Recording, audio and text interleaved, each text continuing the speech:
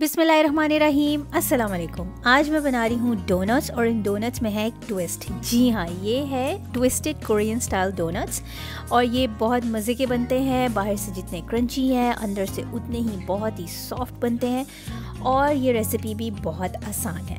अगर आपने मेरे चैनल को अभी तक सब्सक्राइब नहीं किया तो वीडियो को कीजिए यहीं पे पॉज, मेरे चैनल को सब्सक्राइब कीजिए और बेल आइकन को हिट करना ना भूलिएगा। तो यहाँ पे हम लेते हैं बड़े सिंपल से इंग्रेडिएंट्स हैं इसके। यहाँ पे मैंने लिया है 3 कप मैदा, स्टैंडर्ड मेजरिंग कप से मेजर किया हुआ 3 कप मैदा है ये। इसके अलावा हम यहाँ पे लेंगे इसके अंदर 2 टेबलस्पून बटर है ये, और बटर जो है ये मेल्टेड बटर है। और इसके अलावा यहाँ पे मैंने लिया है 2 टेबलस्पून चीनी। चीनी हमारे पास बारीक ही होती है, लेकिन इसमें मोटी और बारीक को कोई फ़र्क नहीं पड़ता। 1 अंडा लिया है मैंने, और इसके अलावा यहाँ पे हम लेंगे यीस्ट मैंने लिया है 2 teaspoons and a quarter teaspoon, यानी कि 2 एंड अ क्वार्टर टीस्पून। यहाँ पे इसके अंदर लिया है दूध हम लेंगे 1 कप लेंगे नीम गरम, लेकिन मेरे पास यहाँ पे नीम गरम से थोड़ा सा तेज़ गरम हो गया था ये, तो मैं इसके अंदर शुगर डाल के तो इसको थोड़ी देर के लिए ठंडा होने के लिए रखूँगी, वो आप देखेंगे आगे। चलिए जी, अब जो है अब चलते हैं हम नेक्स्ट स्टेप की तरफ। मैंने इसके अंदर डाली ये चीनी डाल के मैं इसको करूँगी अच्छे तरीके से मिक्स करके अब मैं इसको साइड पे रख दूँगी थोड़ी देर के लिए, ताकि ये जो है दूध थोड़ा सा नॉर्मल हो जाए। यीस्ट का एक थोड़ा सा ये वाला इशू होता है, ये बहुत सेंसिटिव होता है, इसका थोड़ा सा ख्याल रखना होता है। ये ठंडे दूध में भी राइज़ नहीं होता, और अगर दूध नीम गरम से ज़रा सा ज़्यादा तेज़ गरम हो जाए तो भी यीस्ट राइज़ नहीं होता। तो इसलिए इन चीज़ों का बहुत ज़्यादा ख्याल किया करें। यहाँ पे हल्का सा मुझे टेम्परेचर थोड़ा सा तेज़ लग रहा था, एंड आई वाज स्केयर्ड कि कहीं मेरा यीस्ट एक्टिवेट ना हुआ तो पूरी रेसिपी तो बैठ जाएगी। तो इसलिए मैंने इसको अच्छे तरीके से चीनी को स्टर करके थोड़ी देर के लिए मैं छोड़ दूँगी। और जो है मैं अब यहाँ पे मैंने इसको चेक किया था, टेम्परेचर अब इसका हो गया है ठीक। और अब मैं इसके अंदर ऐड करूँगी 2 teaspoon and a quarter teaspoon yeast. अच्छा, यीस्ट जो है वो आप कभी भी अपने शेल्फ पे मत रखा करें, ठीक है। जितनी यीस्ट आपने यूज़ करनी है उसको किया, और बाकी की आपने जो आपका कंटेनर है वो आप उठा के फ्रीज़र में रख दें, ठीक है। फ्रिज भी नहीं, फ्रीज़र में रख दें, जितना ठंडा उतना बेहतर। इस तरह यीस्ट की लाइफ थोड़ी सी ज़्यादा हो जाती है। चलें जी, अब यीस्ट मैंने इसके अंदर डाल दिया है और अब मैं इसको रख दूँगी कवर करके साइड पे थोड़ी देर के लिए, जब तक कि हम अपनी बाकी के इंग्रेडिएंट्स जो हैं वो थोड़े से आपस में मिक्स एंड मैच करते हैं। चलेंगे, मैंने एक बड़े बोल में अब शिफ्ट किया है 3 कप मैदे को, और यहाँ पे मैं आपको दिखा देती हूँ कि मैंने कौन सा ये स्टैंडर्ड मेजरिंग कप जो होता है वो लिया था। बिल्कुल फ्लैट, ऐसे पूरा हीप्ड नहीं था, फ्लैट था। चलें, बीच में एक थोड़ा सा वेल बनाया। अब इस वेल के अंदर जो है मैं ऐड करूँगी सॉल्ट है 1/2 टीस्पून। सॉल्ट मैंने यीस्ट मिक्सचर में इसलिए ऐड नहीं किया था क्योंकि कई बार यीस्ट और सॉल्ट जो है उसका कॉम्बिनेशन एक साथ इकट्ठा नहीं बैठता। सॉल्ट जो है वो यीस्ट को उतनी तेज़ी से एक्टिवेट होने नहीं देती। जो शुगर है ऑन दी अदर हैंड वो यीस्ट को हेल्प करती है एक्टिवेट होने में। अब मैंने इसके अंदर डाल दिया 1 अंडा, मेल्टेड बटर, और अब मैं इसके अंदर ये यीस्ट वाला सारा मिक्सचर डाल दूँगी। ये देखें, यीस्ट जो है वो ऊपर आ गया है ऐसे बबल अप होके, इसका मतलब है कि आपका यीस्ट बिल्कुल ठीक था। ये वैसे एक्टिव यीस्ट था, एक्टिव ड्राई यीस्ट था, इंस्टेंट वाला था। हम चाहते तो इसको मैदे में डायरेक्टली भी ऐड कर सकते थे, उससे भी कोई प्रॉब्लम ना होता। लेकिन इसको पहले ये वाला स्टेप करने का रीज़न ये था कि अगर आपका यीस्ट में कोई कमी पेशी हो, या वो ख़राब हो गया हो, या वो सही ना हो, कोई मसला हो उसके साथ, तो एटलीस्ट आपके बाकी के इंग्रेडिएंट्स जो हैं वो ज़ाया होने से बच जाते हैं। चलिए, यहाँ पे मैंने बस अब इसके अंदर यही सब कुछ डाला और इसको मैं गूंद रही हूँ। और बस हम इसको बहुत ज़्यादा इस वक्त नहीं गूंदेंगे, बस तब तक जब तक ये सारा एक साथ इकट्ठा एक सॉफ्ट सा बॉल नहीं तैयार हो जाता। बस इसके साथ साथ बोल के हम किनारे भी साफ़ करते जाएंगे, और इसको हम ऐसे एक सॉफ्ट सी डो बना लेंगे। और बहुत ज़्यादा इसमें इस वक्त नीडिंग की ज़रूरत नहीं है, जैसा कि बस मैं सिर्फ चीज़ें सब आपस में इकट्ठे ही कर रही हूँ कि सारे इंग्रेडिएंट्स जो हैं वो यकजान हो जाएं अच्छे तरीके से। और ये जो ट्विस्टेड कोरियन डोनट्स हैं इनको कोरियन लैंग्वेज में क्वाबेगी कहते हैं। लेकिन आपको पता है क्वाबेगी कहना थोड़ा सा मुश्किल लगता, तो इसलिए मैंने सोचा कि हम इसको ट्विस्टेड कोरियन डोनट्स ही कह देते हैं। और वैसे तो इसकी बहुत सारी रेसिपीज़ हैं, लेकिन ये इतनी फूल प्रूफ रेसिपी है ये वाली कि आप इसको एक दफ़ा इससे बना के देखिएगा, आई एम श्योर आप दोबारा कोई और रेसिपी नहीं ट्राई करेंगे। बस अब यहाँ पे ये सारी चीज़ें आपस में अच्छे तरीके से मिक्स हो गई हैं, डो फॉर्म हो चुकी है। अब मैंने इसके ऊपर एक प्लास्टिक रैप लगा दिया है और मैं इसको रखूँगी तकरीबन 1 से 1.5 घंटे 2 घंटे के लिए। आप इसको किसी वार्म जगह पे रख दें, आजकल वैसे ही बहुत ज़्यादा गर्मी है, आप किसी भी डार्क जगह पे रख देंगे तो ये 2 घंटे में अच्छे से राइज़ हो जाएगा। चलिए, यहाँ पे 2 घंटे गुजर चुके थे और ये देखेंगे कितना खूबसूरत सा राइज़ हो गया है और ये इतना प्यारा लग रहा है इस टाइम, इतना अच्छा सा राइज़ हुआ हुआ।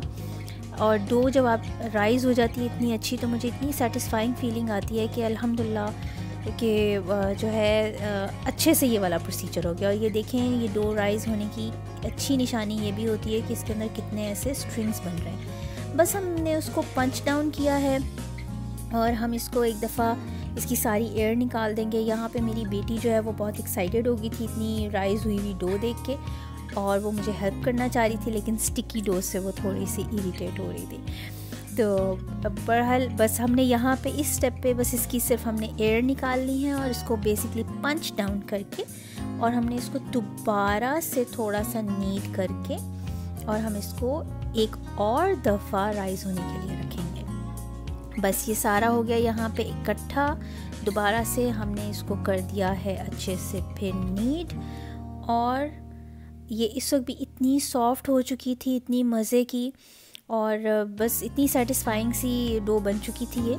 लेकिन अभी इसको हमने एक दफ़ा दोबारा यानी सेकंड प्रूफिंग के लिए रखना है, तो हम इसको दोबारा ऐसे कवर कर देंगे और इसको फिर हम तकरीबन 45-50 मिनट्स के लिए हम इसे दोबारा छोड़ देंगे। 40 मिनट्स टू 50 मिनट्स के बिटवीन आप इसको जो है ना, बस इतने टाइम के लिए आप इसको दोबारा उसी डार्क जगह पे रख दें। अब ये देखें, यहाँ पे 45 मिनट्स गुजर चुके थे और ये इतनी मज़े की फूल गई थी कि इसका प्लास्टिक रैप भी पूरा ऊपर से फूल गया था और मैं उसको टच करती तो उसने बर्स्ट हो जाना था। और बस इतनी मज़े की लग रही थी, इतनी अच्छी कि आप इससे खेल भी सकते थे। बस अब इसको जो है दोबारा से हम अच्छे तरीके से करेंगे। अब हम इसको करेंगे थोड़ा सा काउंटर पे फ्लावर डाल के, मैदा छिड़क के, और हम इसको थोड़ा सा नीड करेंगे। नीड करके हम इसके आगे के स्टेप्स करेंगे। और डोनट्स जो हैं वो आपको पता है वो बच्चों के तो फेवरेट होते ही हैं, बड़ों के बड़े फेवरेट होते हैं और हर किसी को अच्छे लगते हैं। ये थोड़ी सी एक डिफरेंट शेप भी है, थोड़ी सी एक डिफरेंट रेसिपी भी है, एक डिफरेंट स्टाइल है, तो इससे बनाएं।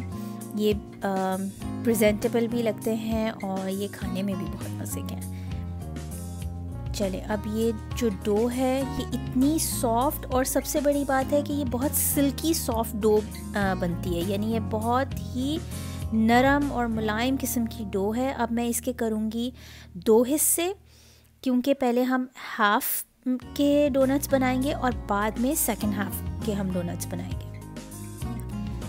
हम आधा आधा करके ये काम करेंगे। इस आधे पोर्शन को मैं कवर करके रख दूँगी।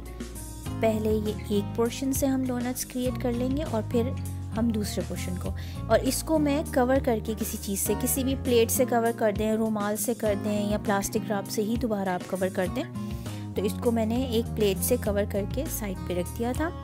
और अब इस हिस्से को हम दोबारा एक राउंड क्रिएट कर लेंगे इसका, और इसके फिर हम पोर्शंस करेंगे। और पोर्शन करते हुए बस ये ध्यान रखिएगा कि ये फूलते बहुत हैं ये डोनट्स, तो फिर हम उस हिसाब से इसके ज़रा थोड़े से छोटे पोर्शन ही करेंगे। और इस रेसिपी से आप अच्छे खासे आपके काफ़ी डोनट्स क्रिएट बन जाते हैं। ये देखें, यहाँ पे मैंने पहले इसके 2 हिस्से किए हैं, फिर मैं इसके 4 हिस्से करूँगी और फिर मैं इनके मज़ीद 2 यानी हाफ करूँगी इसके,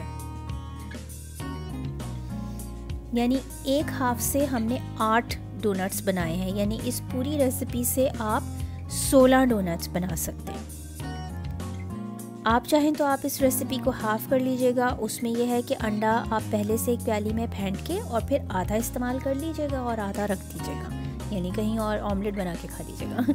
चलिए अब इसके हम छोटे छोटे से बॉल्स बनाते हैं। और बॉल्स बना के हम एक जो है मैंने पीछे एक कटिंग बोर्ड रखा हुआ है, उसके ऊपर मैं थोड़ा सा मैदा छिड़कूँगी। मैदा छिड़क के और इन सारी बॉल्स को बना के हम उसके ऊपर रखेंगे। ये देखें ऐसे हल्का सा हमने फ्लावर जो है इसके ऊपर डस्ट कर लिया है। और ये सारे बॉल्स ऐसे रख के और इनको कवर कर दीजिएगा, अदरवाइज़ ये ड्राई होते जाएंगे ऊपर से तो वो फिर सही नहीं बनेंगे। और यहाँ अगेन मेरी बेटी मुझे हेल्प करना चाह रही थी, तो इसीलिए मैंने एक बॉल उसको दिया है ताकि वो मुझे राउंड राउंड बना के दे इसका। चलें ये बड़ा स्मूथ सा सॉफ्ट सा इसका एक राउंड बन गया है। और अब मैं इसी तरह ये सारे बना लूँगी और इनको कवर करके रख देंगे। चलें ये बॉल सारे बन गए हैं। यहाँ पे इनको किया साइड पे, एक बॉल मैंने बीच में से उठाया है और अब मैं आपको बताती हूँ कि हमने इसकी शेप कैसे बनानी है। सबसे पहले हम इसको ऐसे हाथ की मदद से थोड़ा सा लंबा करेंगे। अच्छा, ड्राई फ्लावर आप हटा दीजिएगा अपने काउंटर के ऊपर से। उसकी रीज़न ये है कि अगर इसके ऊपर फ्लावर लगेगा तो ये अच्छे तरीके से रोल नहीं होंगे और हमने आगे जाके अभी इसमें एक टेंशन क्रिएट करनी है। जी हमने डोनट्स में भी टेंशन क्रिएट करनी है। जी चलें ये हमने इसको हाथ से पहले लंबा कर लिया। मेक श्योर जो मिडल वाला पार्ट है वो थोड़ा सा ज़रा पतला हो। उसकी रीज़न ये है कि अब ये देखें अब ये इतना लंबा हो गया। अब हम इसको ऑपोजिट डायरेक्शन में हम इसको ऐसे ट्विस्ट करके रोल करेंगे, यानी एक हाथ से ऊपर एक हाथ से नीचे। ऐसे जब हम इसको टेंशन ये क्रिएट करेंगे तो जब हम इसको उठाएंगे तो ये ऑटोमेटिकली एक ट्विस्ट क्रिएट हो जाएगा। अब जो इसका एंड है उसको बहुत अच्छे तरीके से पिंच करके जो है वो अंदर टक कर दीजिएगा। उसकी रीज़न ये है कि जब हम फ्राइंग करते हैं तो कई बार वो जो उसका एंड होता है वो फ्राइंग के दौरान खुल जाता है। तो मेक श्योर कि आप जो उसका एंड है उसको बहुत अच्छे तरीके से पिंच करके और उसको टक कर दें अंदर। अब दूसरा भी मैं इसी तरह आपको बना के दिखा देती हूँ कि हमने फ्लावर देखें बिल्कुल डस्ट नहीं किया हुआ अपने काउंटर टॉप के ऊपर और हम जो है इसको अच्छे तरीके से रोल कर रहे हैं थोड़ा सा ताकि ये लंबा हो जाए। मिडल वाला पार्ट जो है वो थोड़ा सा पतला रखिएगा, रीज़न बीइंग कि जब हम इसको ट्विस्ट करेंगे तो ताकि ये एक साइड मोटी एक साइड पतली ना हो, यानी ये तकरीबन इक्वली होना चाहिए। बस इसको ऑपोजिट साइड से ऐसे ट्विस्ट करते हुए और अब हम इसको पिंच डाउन कर देंगे तो ये देखें ऐसे खूबसूरत से ये सारे तैयार हो जाएंगे। अब मैं ये सारे इसी तरह तैयार कर लूँगी और इनको कवर करके रख दूँगी, यानी हमने इसको कोई वेट नहीं कराना है। बस ये देखेंगे यहाँ पे ये सारे तैयार हो गए हैं। अब मैंने इनको किया है कवर और इन द मीन टाइम मैंने पीछे ऑयल जो है वो गर्म होने के लिए रख दिया है।